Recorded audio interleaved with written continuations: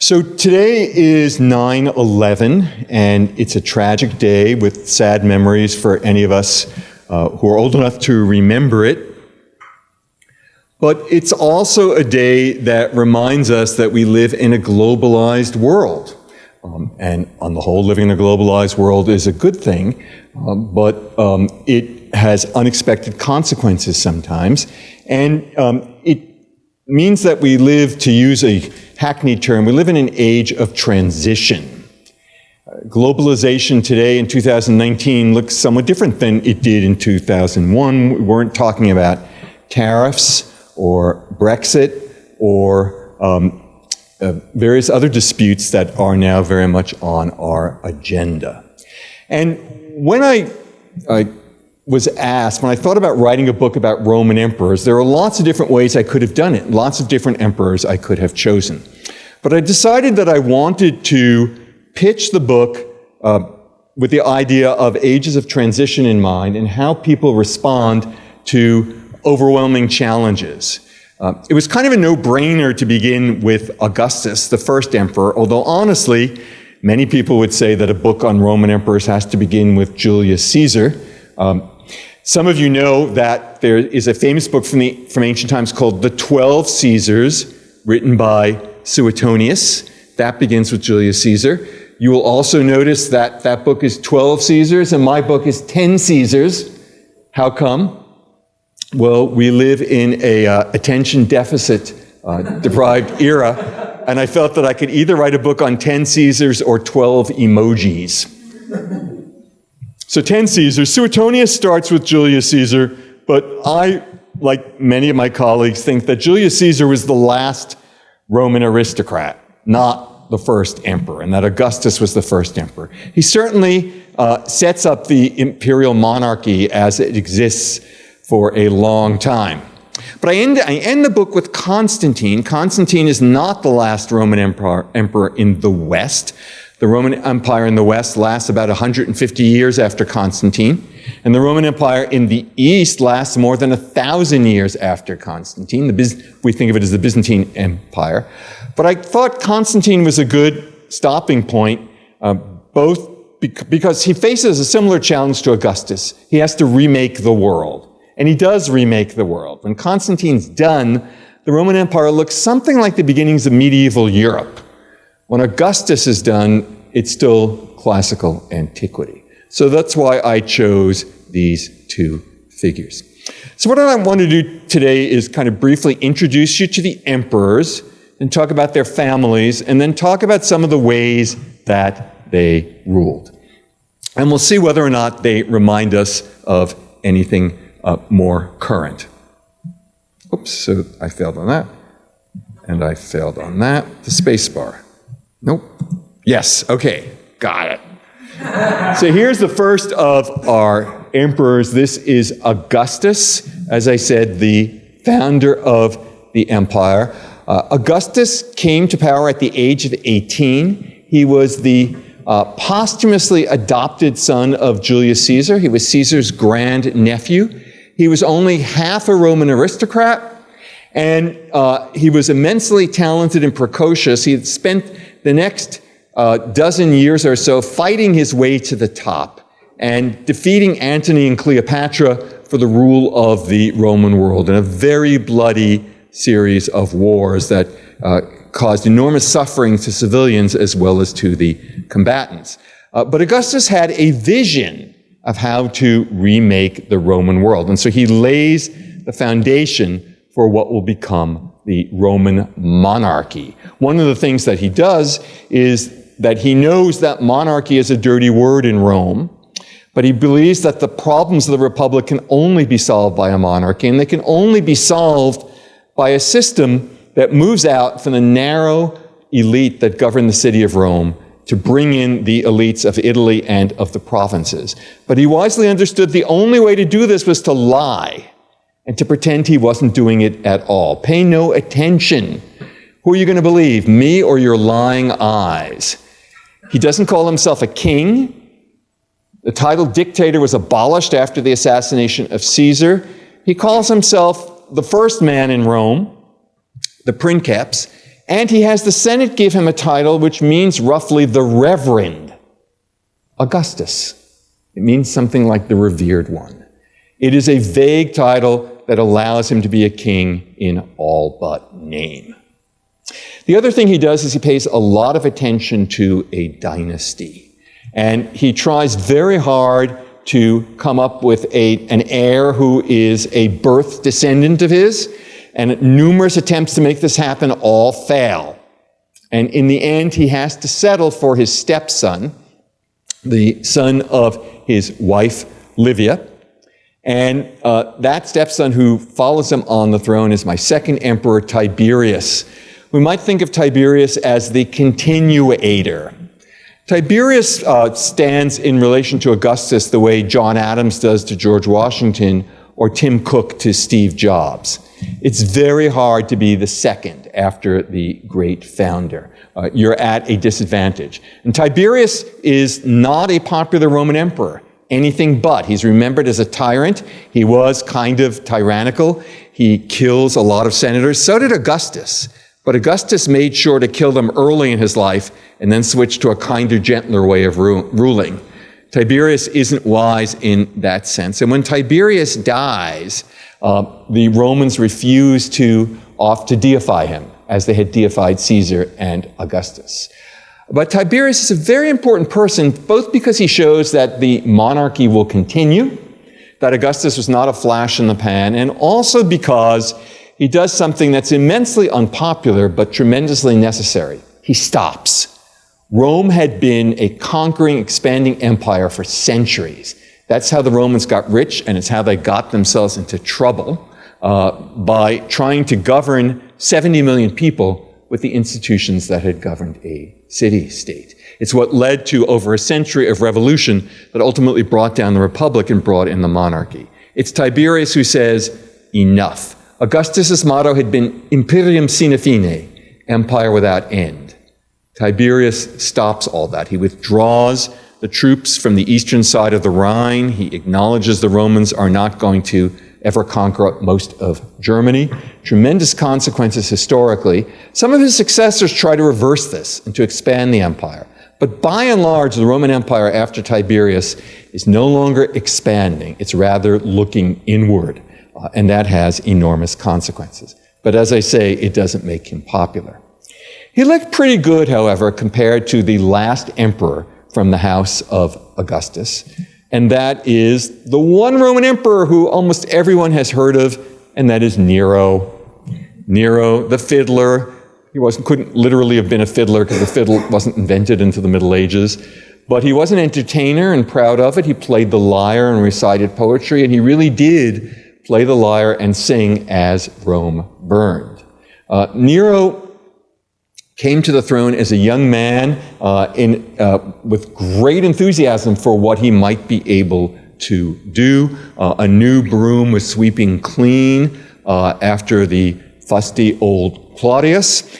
Nero was advised by the great philosopher and a man, elegant speaker, Seneca, an elegant speaker and writer, and it was thought that Nero might bring a new golden age to Rome. He did bring an age of peace and prosperity to most people in Rome, but he was very hard on the aristocracy and the Senate, and he is responsible for many senators being killed. He causes a resistance movement. He leads to uprisings in the provinces, most famously in Judea, the Great Jewish Revolt. And finally, Nero, and he persecutes Christians. He persecutes Christians after the Great Fire of Rome. Nero had built an enormous palace that stretched from the Forum to where the Colosseum would later stand onto another hill. And it all burns down in a fire. No, I got that wrong. Excuse me. The palace comes after the fire. Nero wants to build a new palace. So what happens is there's a fire in Rome. There's a fire in Rome, and many people said Nero had caused the fire. In any case, after the fire, Nero rebuilds the city.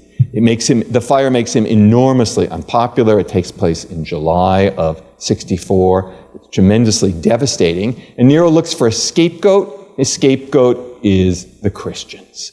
And Nero is responsible for the first persecution of Christians by the Roman government. There's been some controversy recently among scholars as to whether it really happened or not, but short version is it did.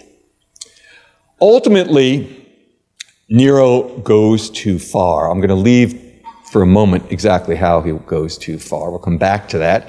And the Senate and the army turn on him. He is forced to commit suicide. His last words may be misinterpreted in English, but they're so wonderful. What a loss for the arts. What a loss for the arts as he commits suicide. Nero's death leads to a civil war in the year of 4 emperors in 69 AD. And at the end of the civil war, this man is left standing, the Emperor Vespasian, who I call the commoner. Those of you of my age might remember I Love Lucy, Fred Mertz. I think he looks like Fred. He is the first Roman emperor who has no relationship to the aristocracy whatsoever. He comes from a prosperous family in Sabine country north of Rome. He's made his money in the mule business, which is basically means he's made his money as a teamster or somebody who owns fleets of trucks. He has a military career. He distinguishes himself in Britain and putting down the Jewish revolt. And he throws his hat in the ring, so to speak, and joins in the Civil War and is the last pretender left standing. And he creates a new dynasty, the Flavian dynasty. To demonstrate, as emperor, being a kind of rough and ready ordinary person, his calling card is he balances the budget. He raises a series of new taxes. There's a story that one of the taxes was a tax on urinals. And his son, one of his sons, who had a more aristocratic education than his father, complained about this. And Vespasian's response, he said it was beneath his dignity to tax urinals. Vespasian's response was to say, money has no smell. History gets a nice little revenge on him. In Italian, the word for a public urinal is a Vespasiano, which is a masculine word. In French, the word for a public urinal is a Vespasienne, which is a feminine word. I don't really know why. We don't have that in English. When he dies, showing his sense of humor, his last words supposedly are, methinks I'm becoming a god. Also remembered because he builds the Colosseum. It's only dedicated under his son Titus. It's known in antiquity as the Flavian Amphitheater, and he builds it using the spoils from the Jewish war, the spoils from Judea, and he builds it to justify his rule. What could justify this new dynasty that's not aristocratic? Well, the greatest public entertainment space that Rome had ever known. So that brings us the Colosseum. The next emperor I talk about comes in at the end of the 1st century of our era, in 98. He is Trajan. Trajan, who is remembered as the best of the emperors. Remembered that by the Senate, because when he comes to power, he promises not to persecute any senators, and rare thing, he keeps his promise.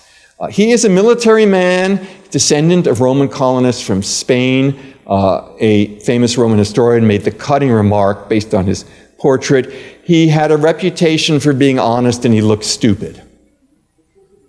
I don't know if he was honest. He was not stupid.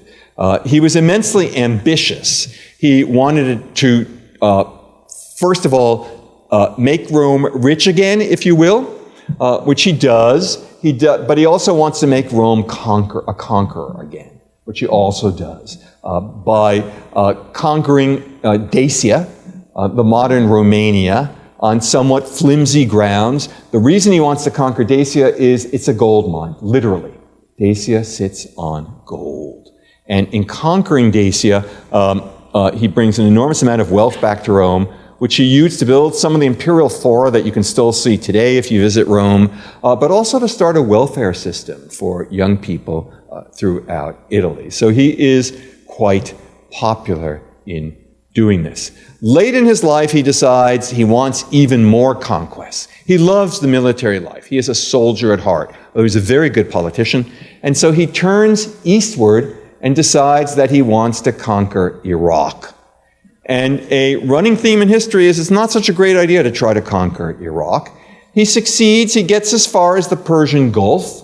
Supposedly he weeps when he gets to the Persian Gulf, looking eastward and saying, Alexander went further east, I'm too old, I'll never do it. But it all turns into dust in his hands, because the minute the Romans withdraw, there is a series of rebellions in Iraq, and Roman rule is destroyed in Iraq. Trajan really wants to go back and try to reconquer Iraq, but he has a stroke. He's very ill. He insists he's been poisoned. Probably not. He has to go back to Rome. His wife and his sister are with him in the east, though not on the front, and they take him back to Rome, but he never makes it. He dies in a small port on the Mediterranean coast of Turkey, small place that's later called Trajanopolis. And we'll talk in a moment about the unusual scene on his deathbed. His successor is a distant relative, this man, Hadrian, one of the most famous of Roman emperors, and one who comes kind of equidistant between Augustus and Constantine, just equidistant chronologically, and maybe also thematically, because he turns his back on Trajan's policy. No more expansion.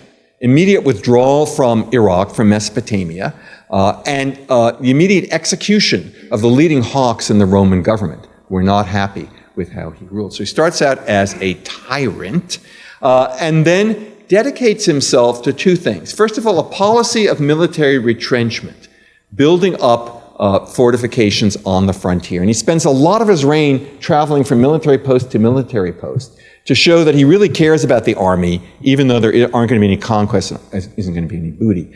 The other thing he wants to do is to turn the empire into more of a commonwealth. Less NATO, more EU, if you will.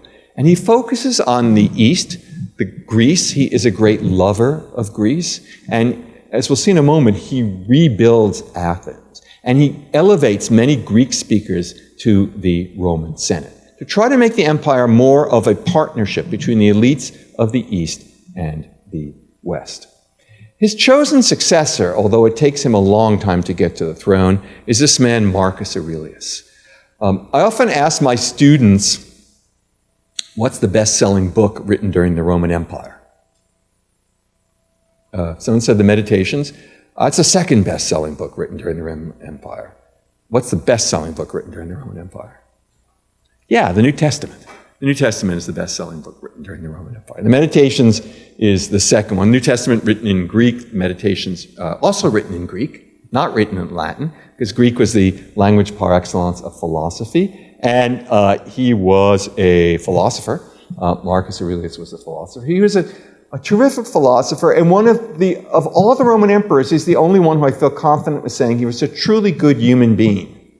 He wasn't quite as good an emperor, though, and he had zero preparation for war and foreign policy. And although he wanted to be a domestic emperor, he ends up spending most of his reign fighting two wars, one in the east against the Parthians, the Iranian empire of the day, and he sends his partner there, co-emperor Varus, to take care of that, and one in the north against the Germanic tribes who pour over the Danube and actually attack northern Italy itself. So although he's not particularly good at this, he has to learn to be good at it. And he writes some of the Meditations on a tent on the frontier. Well, very beloved emperor in Rome, but he presides over very difficult times. We'll also see in a moment he's not so great on choosing a successor either. His successor leads to a civil war, this one even worse than the one in the first century, and the winner of that civil war is this man, Septimius Severus. He is the first African emperor. He might also be the first black emperor. We're really not sure. There's some evidence suggesting he came from Libya, that much we know. He came from a Roman city on the coast of Libya. Some of his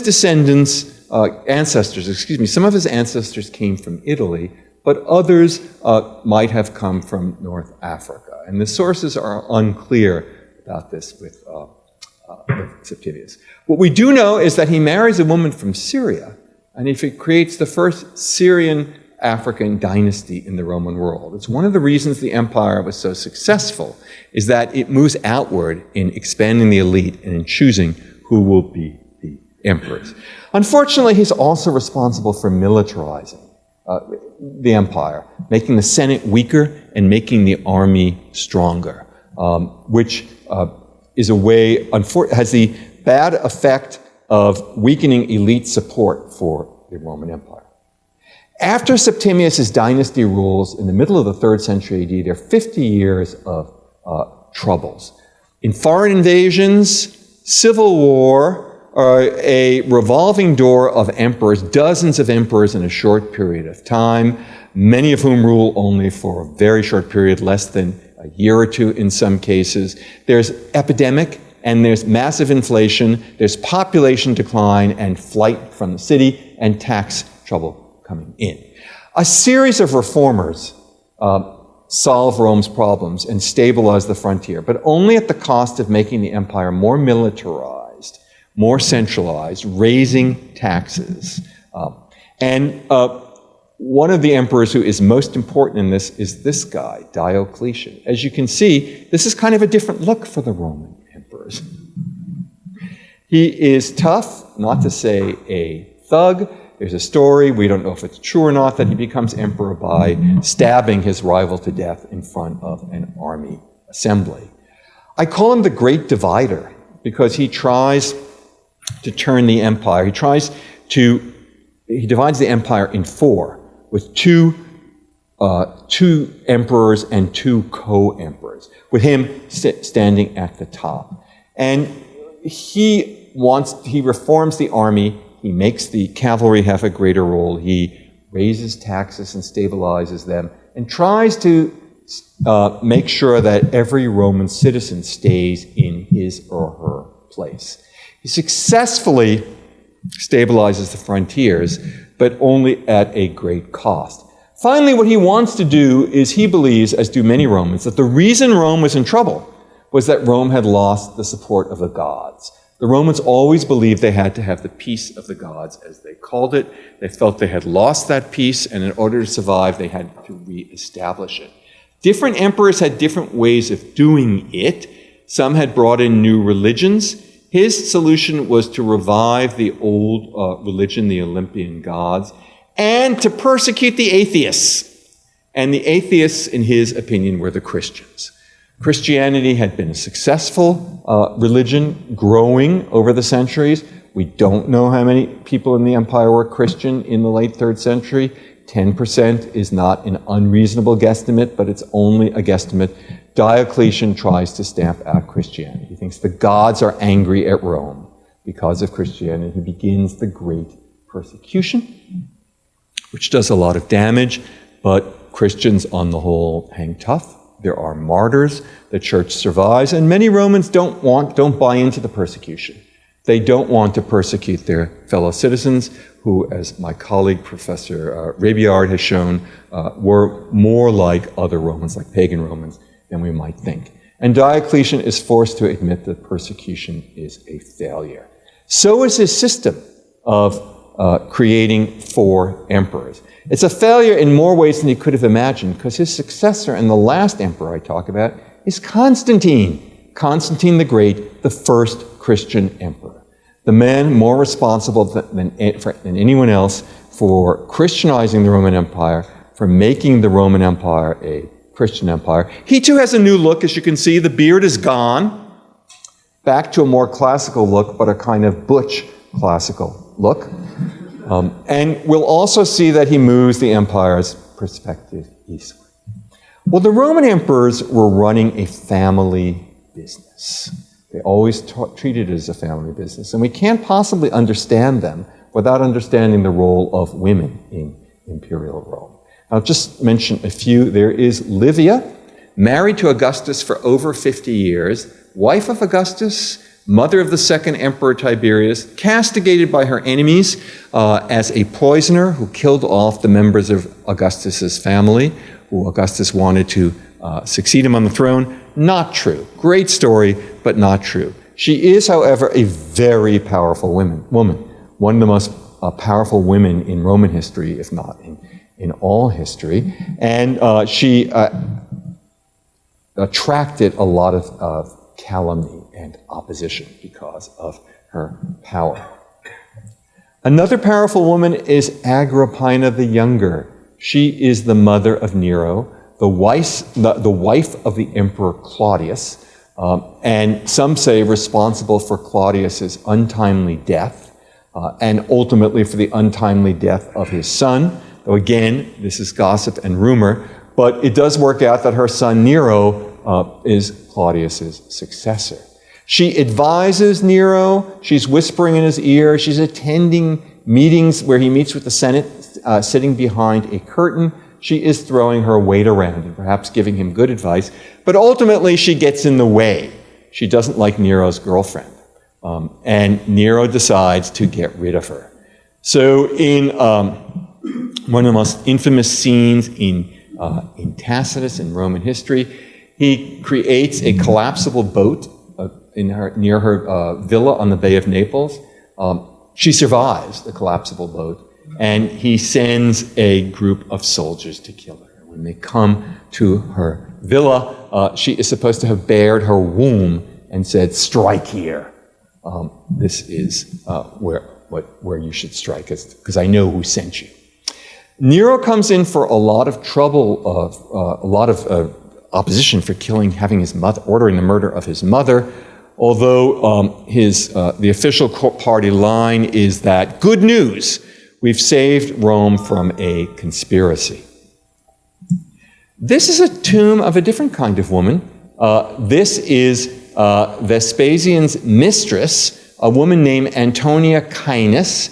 She was a slave named Caenis, probably came from a Greek city, and she worked for Antonia, a member of the imperial family who was the daughter of Mark Antony, which is a whole other story, the mother of Claudius and the grandmother of Caligula. Very powerful woman, important woman, a wise woman. She understands there is a conspiracy to drive out Tiberius, and Caenis, her secretary, is the one who writes a letter to Tiberius that brings the conspiracy to his attention.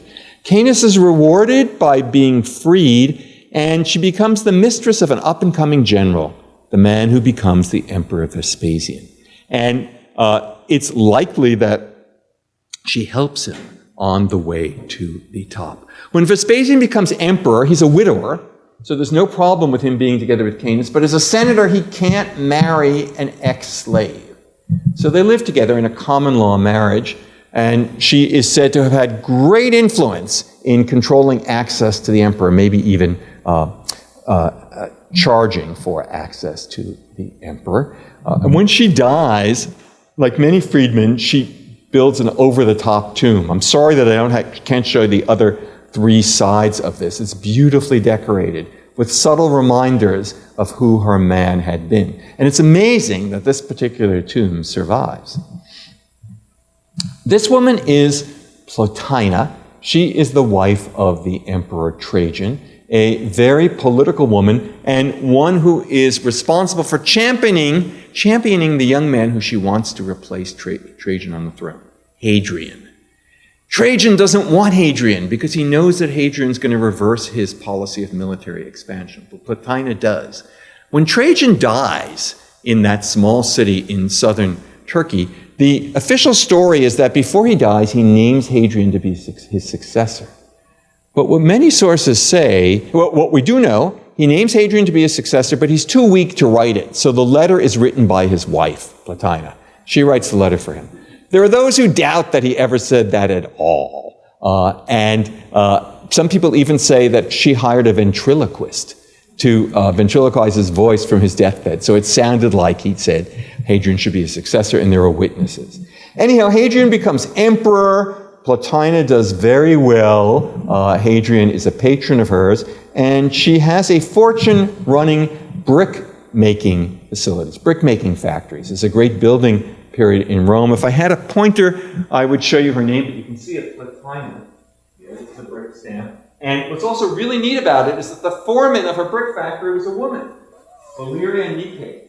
She was a freedwoman, but not at all the only example of a freedwoman who ran an important industry in Rome in this period. Hadrian's wife was Sabina. Sabina was a relative of Trajan, and by marrying Sabina, it eased Hadrian's way to the throne. She was an influential and wealthy woman in her own right. Marcus Aurelius's wife was Faustina the Younger. Faustina was the daughter of one emperor, Antoninus Pius, the wife of another, Marcus Aurelius, the mother of a third, Commodus, and quite a player, as they say.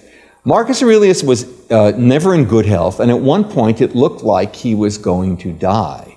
So Faustina decided to support a rebel who led a revolt against her husband in the East, thinking this is the best future for herself and her son.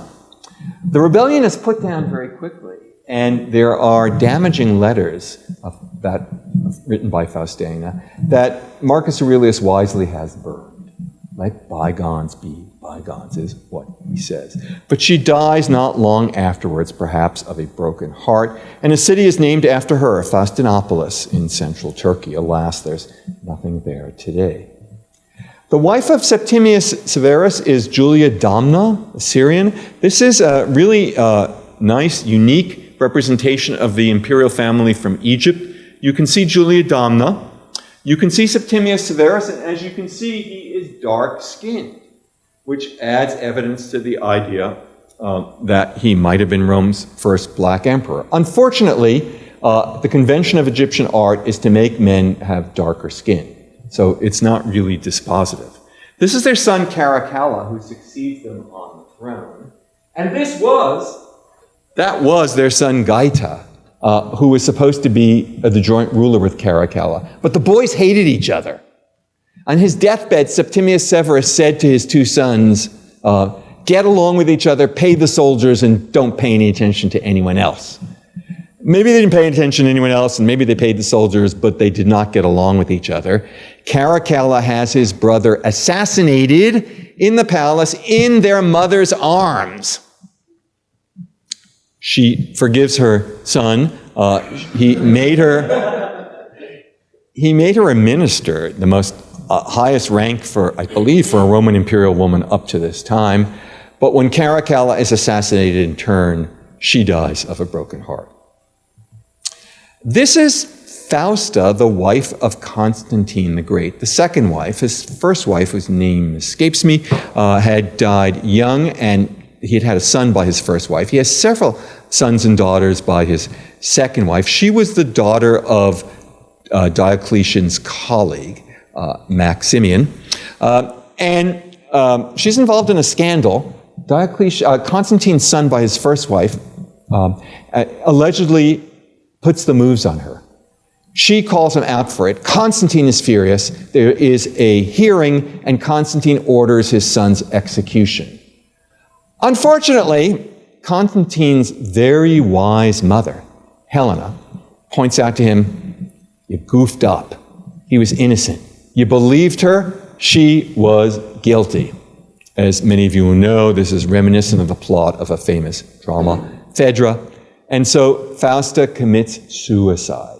She commits suicide in a Roman bath, or at least one tradition has it. Helena, we don't have any ancient images of her, but tremendously influential woman in Christianizing the empire. She becomes Saint Helena, and she is the one who Constantine sends after the scandal, partly to deflect public opinion. He sends her to Palestine to turn it into the Holy Land. She finds relics of the true cross and is responsible in part for building the Church of the Holy Sepulchre. Well, let me say a few other things about how the emperors managed change. As I said, Augustus was a genius at this. This shows him in the garb of a Roman high priest, the Pontifex Maximus, as if he were still a member of the Roman Republic. He proclaimed that he had restored the Republic, or at least renovated it, but in fact he had ended the Republic, and he had established Rome as a monarchy. His predecessors had tried and failed to conquer the Parthian Empire, the Iranian Empire. He was much too smart to do that himself. He knew it was a fool's errand, but he wants to be able to say to the Romans that he has had a military success against the Parthians. So he negotiates with the Parthians and gets them to restore some of the lost military standards that they had captured from Roman armies that they had defeated in the past.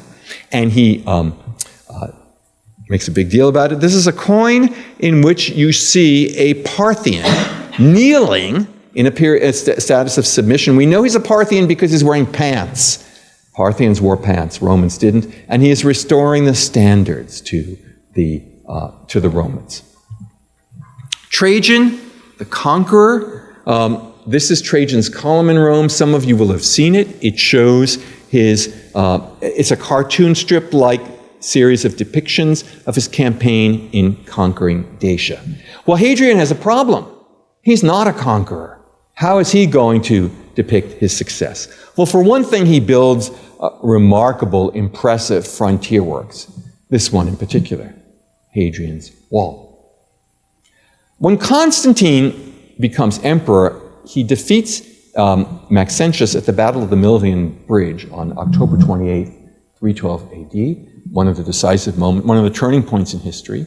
He's announced that he is a Christian, which horrifies the Roman elite, which is pagan to a person, and they decide nonetheless they have to make nice to the new boss. So they build an arch, a victory arch, a triumphal arch to Constantine here in the center of Rome, near the Colosseum and the Forum. And they want to mark the fact that he is a religious man, but how are you going to do that without offending pagans?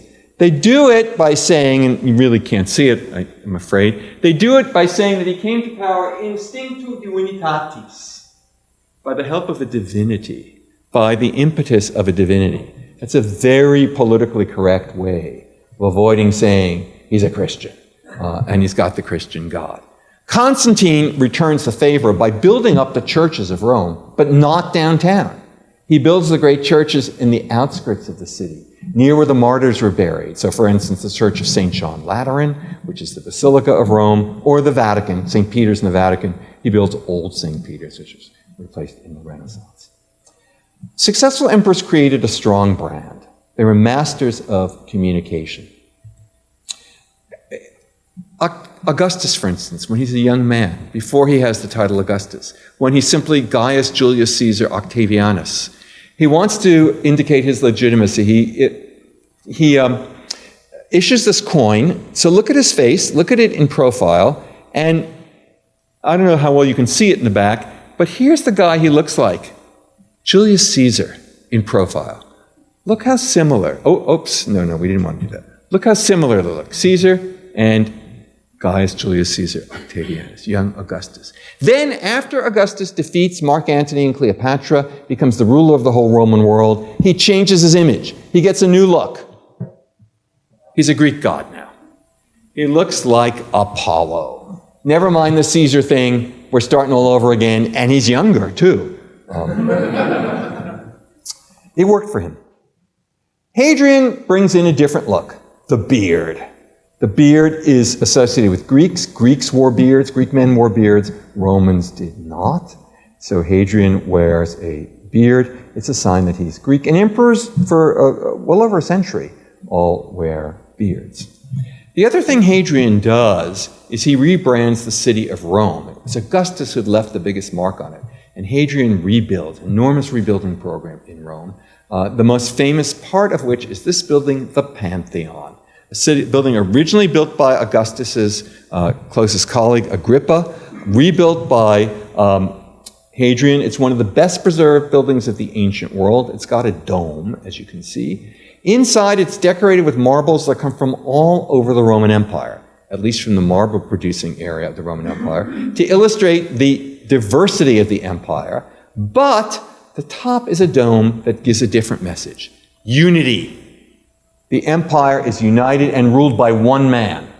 There's one mind behind it, just as there's one sun that brings light into the Pantheon. The temple of all the gods is what it means in Latin. Constantine gives up the beard, as I mentioned earlier. He goes back to an earlier look, a more classical look. But as you can see on this coin, it's a classical look with a twist. He has his soldiers display on their standards when they go into battle the Cairo symbol. That stands for Christos, Jesus Christ. The Cairo is a symbol of Christianity.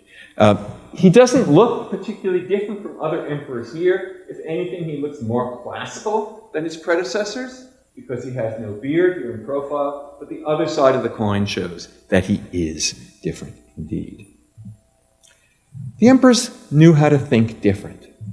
Augustus, for instance, when he associated himself with Julius Caesar, it's a deified Julius Caesar. He's allowed to call himself the son of the god. And on this coin, he's illustrating a comet. After Caesar's death, a comet was seen in the skies above Rome. A comet was a symbol of bad luck for the Romans. But already a master at branding, the 18-year-old kid who was going to become Augustus said, no. It's a symbol of good luck. Caesar changes everything. So he uses the comet symbol. Hadrian rebuilds Athens. He builds the Temple of Olympian Zeus. It's a construction project that had gone on for centuries. And it's Hadrian who finally rebuilds the construction finally finishes the construction project. I will resist the temptation to talk about a modern construction mogul. Diocletian, the divider, the four rulers of the emperor. You can see this here in a famous statue that is displayed on San Marco Church in Venice. It shows him and his four colleagues. They're in military garb. Each one is carrying a sword and has a hand on the sword. Each one has an arm around the other to show their collegiality. And look how they're dressed. Look at those hats. There's nothing Roman about them. This is the caps you wear on the Danube frontier. These guys are soldiers. And Diocletian wants everyone to have no doubt about it. By the way, the stone is porphyry. It comes from Egypt. It's very expensive. It's a royal stone, so it says a lot. Diocletian divided the empire. Constantine reconquers it and rules a united empire late in his realm. But Constantine is an outlier. Most of the emperors rule a divided empire after Diocletian. Constantine turns the attention of the empire eastward. He founds what is destined to become a new Rome, although perhaps he didn't call it New Rome yet. It's a city that he modestly names after himself, Constantine City, Constantinople, Constantinopolis, modern Istanbul, and it becomes the focus of the attention of the Eastern Empire. Really important, one of the reasons the Romans are successful is that they are shameless in ditching what doesn't work. You would think the first thing you need to do if you're going to be Roman is to be in Rome. By the end of the 3rd century AD, Rome's no longer the capital. It's a great city with a wonderful past, but it's really not the capital. The capital of the West is, at various times, Milan or Trier in Germany. The capital of the East is various places, but it settles down to be Constantinople. And ultimately, when the Romans lose the Western Roman Empire, they continue to rule from the East. We call them the Byzantines, but to their dying day, they call themselves Romans, not Byzantines. They're very different from the Roman Empire, but they thought of themselves as a continuation of the Roman Empire. Which brings me to the last point about how the Romans ruled. They paid attention to a legacy. It's been pointed out that when Lenin, the first Soviet strongman, died, that he had made the mistake of not paying that much attention to who his successor would be. Few of the Caesars had that problem. Augustus, for instance, pays enormous attention to who his successor would be. This is from the altar of Augustan peace, which shows a family and has various successors on it. Hadrian chooses Marcus Aurelius to be his successor.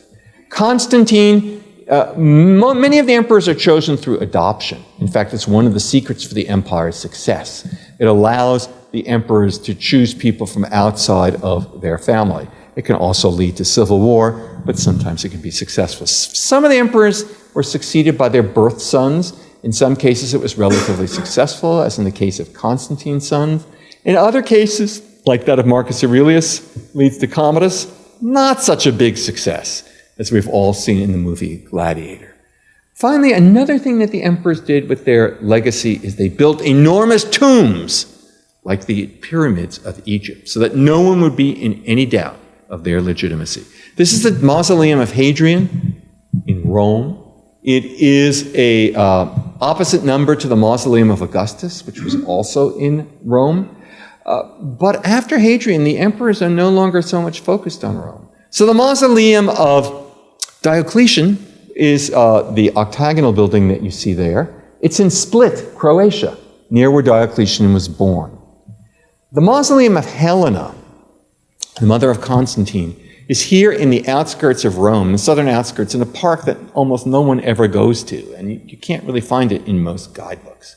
But with a friend of mine from Istanbul, I was able to find it. But what about Constantine? He's not buried in Rome. Constantine is buried in the city named after him, Constantinople, Constantinopolis. He's buried in the Church of the Holy Apostles. He has his people go out and find the bones of the 12 apostles, the alleged bones of the 12 apostles, and bring them back to this church. And he's buried, surrounded by these saints. The Church of the Holy Apostles no longer exists. It was in disrepair when the Ottomans conquered Constantinople in 1453. It was rebuilt as a mosque by Mehmed the Conqueror. And so powerful was the idea of the Roman emperor and Constantine that he has himself buried there as well. That church doesn't exist anymore either. It fell down in an earthquake and was rebuilt, so this is a woodcut showing it in that mosque, showing it in the 16th century. On my last slides, I don't have a slide of the mausoleum of Augustus, but I do have a slide of his henchman, Plancus. He built one mausoleum outside of Rome to look like the mausoleum of Augustus, and this is a hint advertisement to my next book, in which Plancus will play a memorable role, I promise you. Augustus had not only his mausoleum, but also the altar of Augustan peace, in which he featured his family. As you can see them here. The daughter of Augustus's sister and Mark Antony, Antonia, her husband Drusus, the son of Augustus's wife Livia from her first marriage, and their son Germanicus, destined to have a great day in the sun and almost to become an emperor, but he dies young, perhaps by being poisoned. So that's my spiel about Rome and the Roman emperors. Forgive me for going on, but I warmed to the subject and really enjoy talking about it. So, thank you.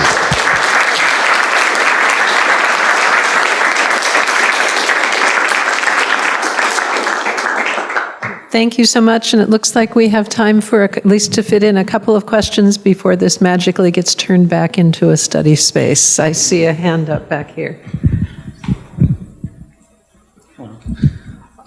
My question might seem a little bit too trivial, but how do you build a mausoleum when you're still alive? Like, would they finish building it and then say, okay, now it's time to die, or is it just something that... In the case of, great question, in the case of Trajan, who wanted to build a temple to himself in Rome, it seems that he obfuscated about what the purpose was of the temple was going to be. Didn't make it clear who it was going to be for and that it was going to be dedicated to him. But in the case of Augustus, and I guess in Hadrian, in the case of Augustus is well documented, it was built to be for him and for his whole family. But nothing like this had ever, noble Romans had built temples for themselves, but further out from the city before. And nothing ever as grand as this had been built before. It was somewhat reminiscent of what Romans had built for themselves, aristocratic Romans had built for themselves, but also somewhat reminiscent of the pyramids and of Etruscan tombs, and perhaps also of the original mausoleum built by Mausolus in what is now Turkey. So it was pretty controversial when he built it. Like, what was the process for like Rome no longer being the imperial capital of Rome? Like, why did it move to other places? Yeah, great question. The reason it moved to other places was survival. The Roman Empire was constantly under pressure from Germanic tribes in the north and from Iranian empires in the east. And the emperor simply had to be ready to go to the frontier more. It just didn't make any sense to to have a capital that was so far south as Rome. So, as I said, some of the emperors ruled from Germany, the city of Trier on the Moselle, a tributary of the Rhine. Others ruled from Milan in northern Italy. And then at the end of the empire in the 5th century, there were some who ruled from Ravenna on the Adriatic coast, which allowed them to escape by the sea and was protected by malarial marshes by land. So it's for national security reasons that they move out of Rome. This may be a really frivolous question, but it's certainly aroused my curiosity. And the question is, what do you know about how the women styled their hair? We know a lot about how women style. Yeah, it's so precise, and you just wonder what instruments they had. So, yeah, we know a lot about it. I don't personally know a lot about it, but we do know that hairstyle was very political. For instance, Livia had a bun, you might have seen, in the front of her hair called a nodus. And it was very different from the hairstyle that Cleopatra used. And Livia and also Octavia, Augustus' sister, wanted to show that they were simpler than Cleopatra's. Cleopatra's style is more difficult to do, although it was very fashionable. But even the so-called simple style of Livia or Octavia would require at least one servant to do. You couldn't possibly do your own hair that way. The Flavian women, I'm sorry I don't have a picture of that, they have the most over-the-top hair. They're the ones whose hairs look like beehive piled upon beehive. It really is a fashion statement.